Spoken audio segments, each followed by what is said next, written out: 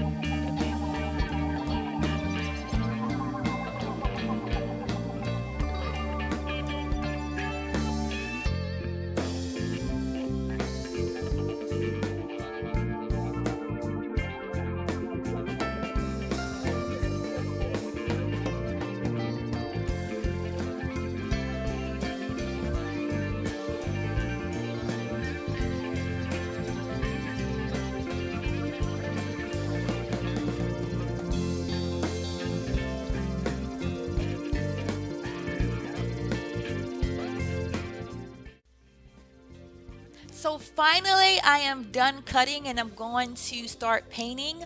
And I'm trying my hand at doing the exact color of that picture. I think it came out as close as I possibly could get it, but I would do it next time with a solid one color, like a black or a white or a green or something, not what I did, because I had to use black, white, green, and brown just to try to replicate the intricate colors that I saw on the actual photo.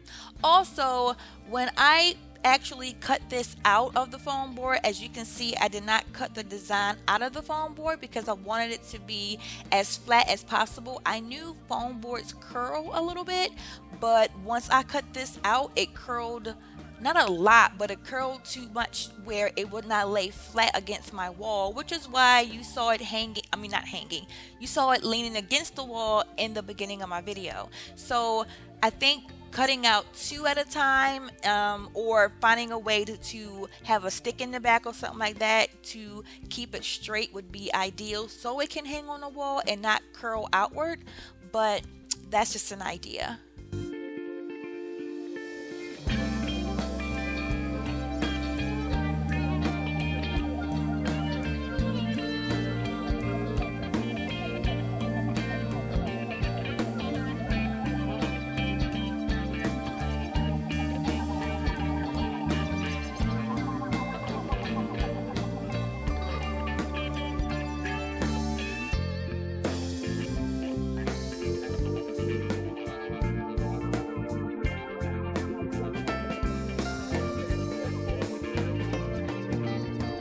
So of course, this is not how the image looked in the beginning of my video because I stopped recording after a certain point because it was just too much recording at this point.